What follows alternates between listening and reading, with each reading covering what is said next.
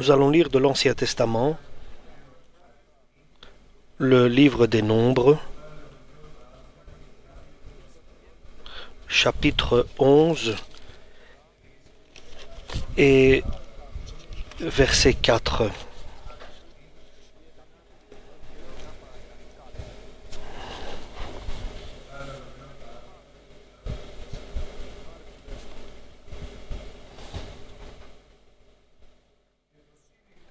Le ramassis de gens qui se trouvaient au milieu d'Israël fut saisi de convoitise, et même les enfants d'Israël recommencèrent à pleurer et dire : Qui nous donnera de la viande à manger ?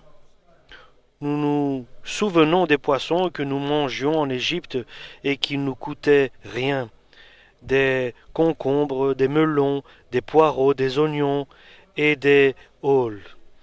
Maintenant notre âme est desséchée, plus rien. Nos yeux ne voient que de la manne. La manne ressemblait à de la graine de coriandre et avait l'apparence de bdellium. Le peuple se dispersait pour la ramasser. Il la broyait avec des meules ou la pilait dans un mortier. Il la cuisait au pot et en faisait des gâteaux. Elle avait le goût d'un gâteau à huile. Quand la rosée descendait la nuit sur le camp, la manne y descendait aussi. Moïse entendit le peuple qui pleurait chacun dans sa famille et à l'entrée de sa tente. La colère de l'Éternel s'enflamma fortement. Moïse fut attristé et il dit à l'Éternel : Pourquoi affliges-tu ton serviteur et pourquoi n'ai-je pas trouvé grâce à tes yeux ? Nous allons au verset 18. Tu diras au peuple : Sanctifiez-vous pour demain, et vous mangerez de la viande, puisque vous avez pleuré aux oreilles de l'Éternel, en disant : Qui nous fera manger de la viande ? Car nous étions bien en Égypte. L'Éternel vous donnera de la viande, et vous en mangerez. Vous en mangerez non pas 1 jour, ni 2 jours, ni 5 jours, ni 10 jours, ni 20 jours, mais 1 mois entier, jusqu'à ce qu'elle vous sorte par les narines, et que vous en ayez du dégoût, parce que vous avez rejeté l'Éternel qui est au milieu de vous, et parce que vous avez pleuré devant lui, en disant : Pourquoi donc sommes-nous sortis d'Égypte ? Moïse dit : 600 000 hommes de pied forment le peuple au milieu duquel je suis. Et tu dis : Je leur donnerai de la viande, et ils en mangeront 1 mois entier. Égorgera-t-on pour eux des brebis et des bœufs, en sorte qu'il en ait assez ? Ou rassemblera-t-on pour eux tous les poissons de la mer, en sorte qu'il en ait assez ? L'Éternel répondit à Moïse : La main de l'Éternel sera-t-elle trop courte ? Tu verras maintenant si ce que je t'ai dit arrivera ou non. Moïse sortit et rapporta au peuple les paroles de l'Éternel. Il assembla 70 000 des anciens du peuple et les plaça autour de la tente. L'Éternel descendit dans la nuée et parla à Moïse. Il prit de l'esprit qui était sur lui et le mit sur les 70 anciens. Et dès que l'esprit reposa sur eux, ils prophétisèrent et ils ne continuèrent pas. Mais ils ne continuèrent pas à prophétiser. Il y eut 2 hommes, l'un appelé Eldad et l'autre Médad. Ils étaient restés dans le camp, et sur lesquels l'esprit reposa, car ils étaient parmi les inscrits, quoiqu'ils ne fussent pas allés à la tente, et ils prophétisèrent dans le camp. Un jeune garçon courut l'annoncer à Moïse, et dit : Eldad et Médad prophétisent dans le camp. Et Josué, fils de Nun, serviteur de Moïse depuis sa jeunesse, prit la parole et dit : Moïse, mon Seigneur, empêche-les. Moïse lui répondit : Es-tu jaloux pour moi ? Puisse tout le peuple de l'Éternel être composé de prophètes, et veuille l'Éternel mettre son esprit sur eux. Et Moïse se retira au camp, lui et les anciens d'Israël. Amen pour la parole de Dieu. Dieu a choisi Moïse pour qu'il soit guidé de l'esclavage de Moïse à la terre de liberté, la terre de Canaan, la terre fertile. Et Dieu les a fait sortir avec une main puissante. Et le peuple d'Israël est sorti d'Égypte. 600 000 hommes sans les enfants et les femmes, et avec eux sont montés un grand nombre d'autres personnes et avec beaucoup de troupeaux. Et avec le peuple d'Israël sont sortis des personnes d'Égypte avec les pensées de l'Égypte, les volontés de l'Égypte. Mais ils avaient vu la force de Dieu, la puissance de Dieu, et ils avaient pris une décision ferme de sortir, d'abandonner donc l'Égypte et de sortir avec le peuple de Dieu et devenant eux aussi associés à ce peuple d'Israël pour aller aussi dans la terre promise de Canaan. Et donc Dieu a fait de grandes choses, des prodiges avec le peuple d'Israël. Lorsqu'ils sont arrivés devant la mer Rouge et ils étaient poursuivis et chassés par les troupes de Pharaon, et Dieu a ouvert la mer Rouge et le peuple d'Israël a traversé cette mer Rouge pour échapper aux poursuivants qui étaient les soldats d'Égypte. Et Dieu a fait un grand miracle pour faire passer le peuple d'Israël en face. Par cette mer Rouge, Dieu a sauvé le peuple d'Israël. Et Pharaon et ses troupes, pour essayer d'attraper le peuple d'Israël, sont aussi entrés dans la mer Rouge. Mais à cet instant-là, et lorsqu'ils étaient là dans la mer, à poursuivre le peuple d'Israël, les eaux se sont remontées sur eux. Et les soldats d'Égypte ont été noyés dans la mer Rouge parce que les eaux sont revenues sur eux. Mais Dieu a fait d'autres miracles. Dans le désert, pendant qu'ils étaient en marche, Dieu a fait sortir de l'eau d'une pierre parce qu'ils ont commencé à avoir soif, et cette pierre les suivait. Et pendant 40 années, ils n'ont pas eu soif. Ils ont eu faim, et Dieu leur a donné de la manne. C'était une nourriture céleste qui descendait du ciel. Il nous décrit comment était cette manne dans ce que nous avons lu. Et il prenait cette manne, il la broyait et il la faisait cuire dans des pots, et c'était leur nourriture. C'était une nourriture de Dieu pour couvrir tous les besoins du peuple d'Israël. Et pendant 40 ans, ils n'avaient pas de maladie, ils n'avaient pas de problème de santé. Et ils sont arrivés, eux et leurs enfants, près de la terre de Canaan. Mais nous revenons dans le peuple d'Israël.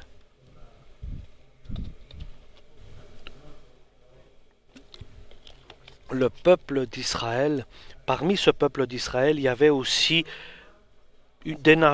d'autres personnes qui avaient des volontés de l'Égypte, avec des volontés de l'Égypte.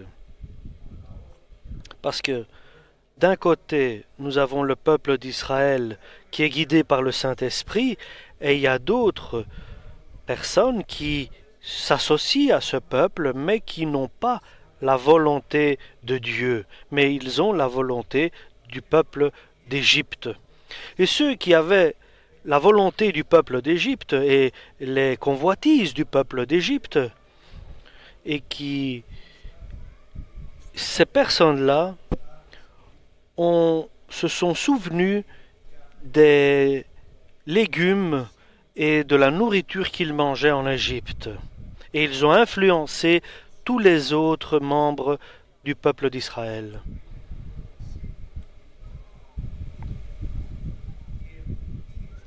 Et les convoitises que ces gens qui n'avaient pas l'Esprit de Dieu ont commencé à influencer, à donner des mauvaises volontés. Et comme Paul dit, avec Paul, l'apôtre Paul, il dit que moi je suis mort pour le monde et le monde est mort pour moi. Donc il s'est complètement libéré, l'apôtre Paul, de ce monde actuel. Mais ces personnes-là avaient encore des convoitises de ce monde. Et je dirais, cette foule qui était là, innombrable. Et il se souvenait des poissons qu'il mangeait, des concombres, des melons, des oignons, et tout cela, ce qu'il mangeait en Égypte. Mais là, leur âme, disait-il, elle était sèche. Parce qu'ils disaient, nous mangeons maintenant que de la manne, que de la manne. Mais cette manne couvrait tous les besoins, donnait tout ce qu'ils avaient besoin pour leur corps. Mais leur corps se souvenait ce qu'ils bénéficiaient en Égypte, les poissons et d'autres aliments et légumes de l'Égypte, sans se souvenir les problèmes qu'ils traversaient en Égypte, les souffrances qu'ils enduraient en Égypte. Et ça, ils avaient oublié. Et ils se souvenaient de cette nourriture et ces légumes. Et ils ont influencé le peuple d'Israël, et tout le monde a commencé à se plaindre à Moïse et à Aaron.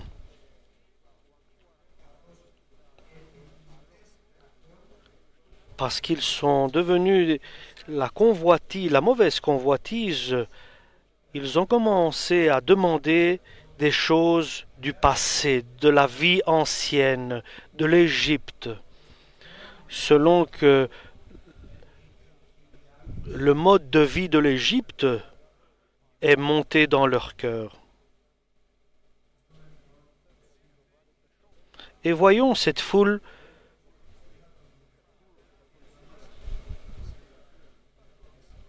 Regardons cette foule qui est hétéroclite, je pourrais dire.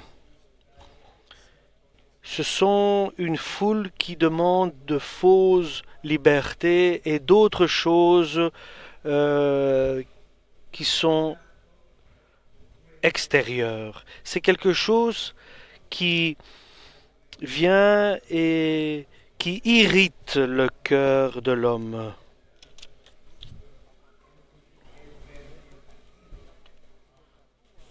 Et ce sont des personnes qui ont reçu de la bienveillance de la part de Dieu.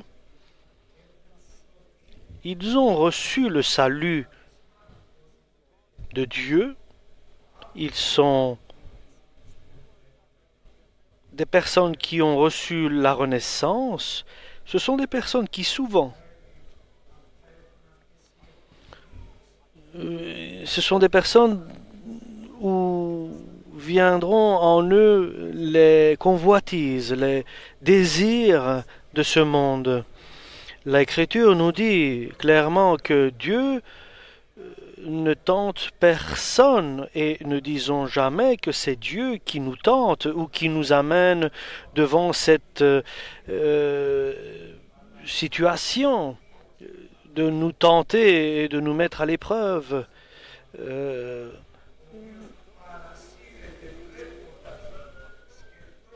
Et la personne, pensant et en imaginant et en se souvenant, en voulant donc ces moments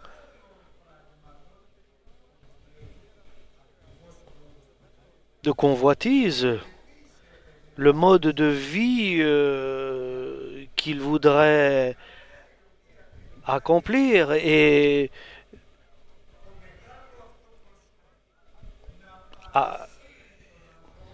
faire. Ce sont des choses qui sont devant lui et qui irritent son cœur et qui influencent son cœur. C'est pour ça, le centre de l'existence de l'homme, c'est son cœur, son âme, c'est l'homme intérieur en un mot, lequel est irrité par les convoitises de la chair, par la convoitise du mode de vie extérieur.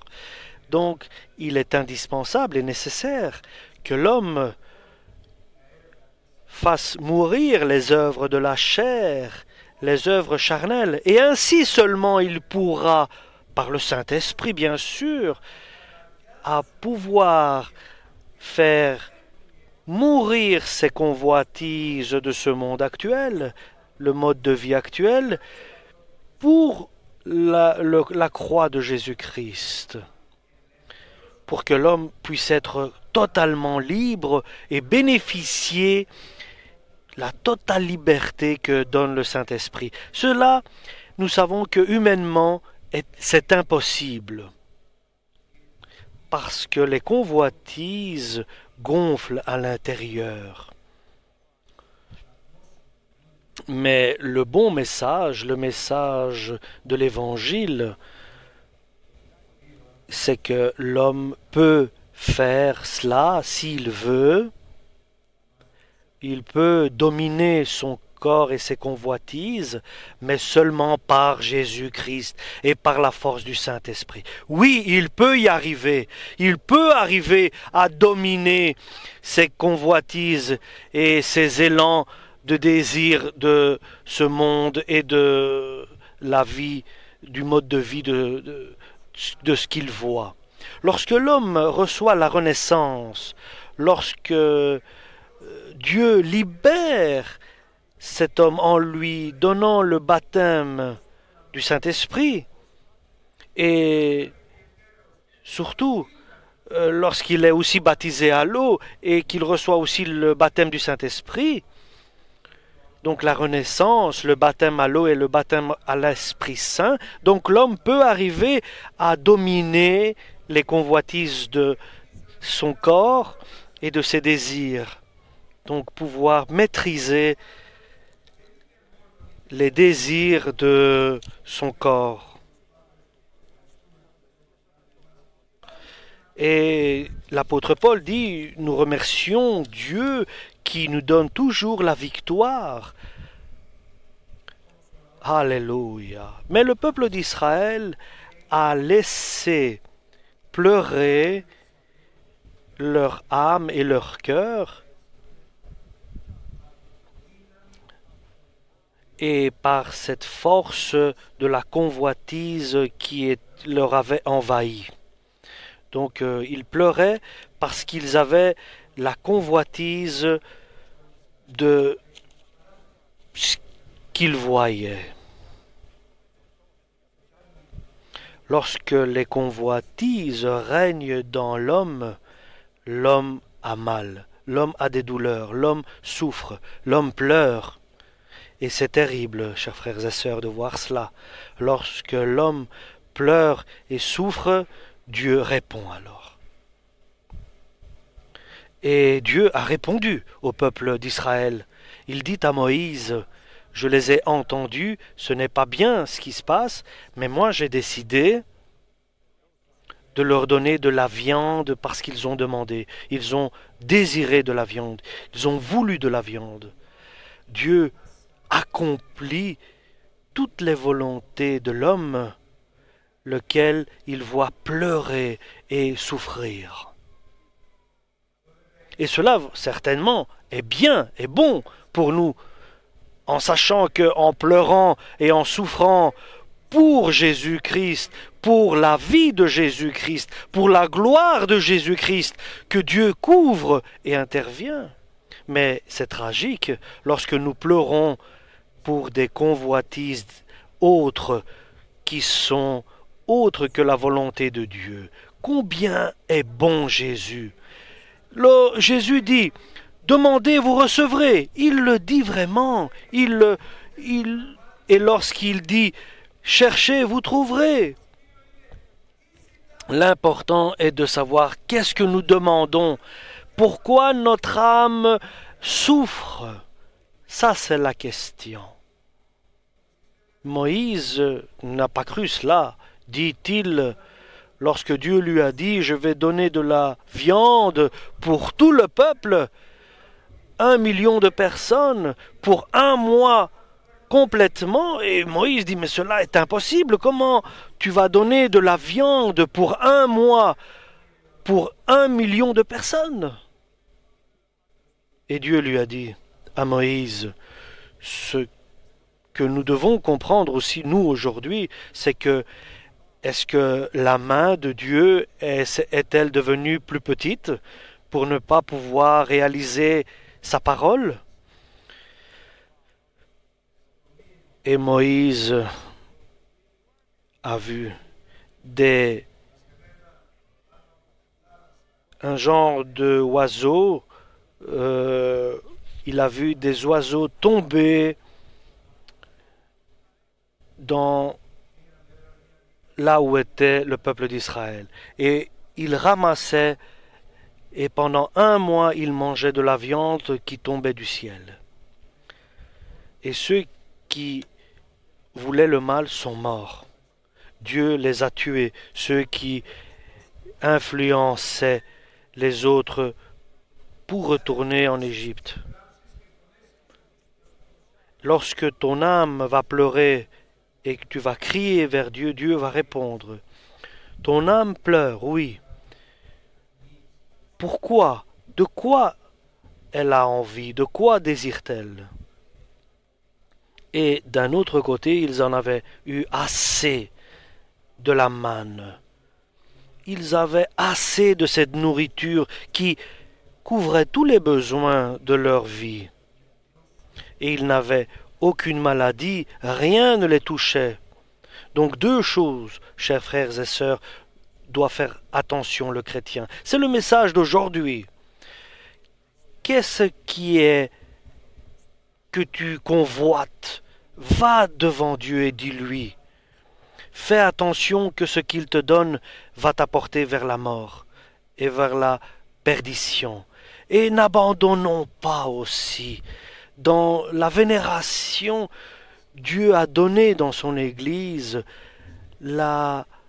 l'éducation des apôtres.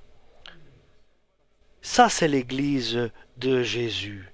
Nous n'avons pas besoin de choses modernes. Et ce qui est moderne et ce qui est nouveau reviennent chez des personnes lorsqu'ils n'ont pas le zèle de Dieu et recherchent autre chose que ce qu'ils ont. Dieu donne la force du Saint-Esprit et la force de l'Évangile. Et c'est l'Évangile qui initie l'homme et il s'édifie dans le spirituel. Et chers frères et sœurs, il y a beaucoup de personnes qui enseignent, mais l'enseignement de l'Évangile, c'est le seul qui nous guide vers la vérité. Et n'ouvrons pas d'autres livres, et ne soyons pas influencés par d'autres esprits. Mais l'Évangile édifie l'homme, et pas avec des œuvres charnelles. Mais ces autres livres enlèvent à l'homme ce qu'il a déjà reçu, ce qu'il a déjà été béni, cette initiation primaire qu'il a reçue. Amen pour la parole de Dieu.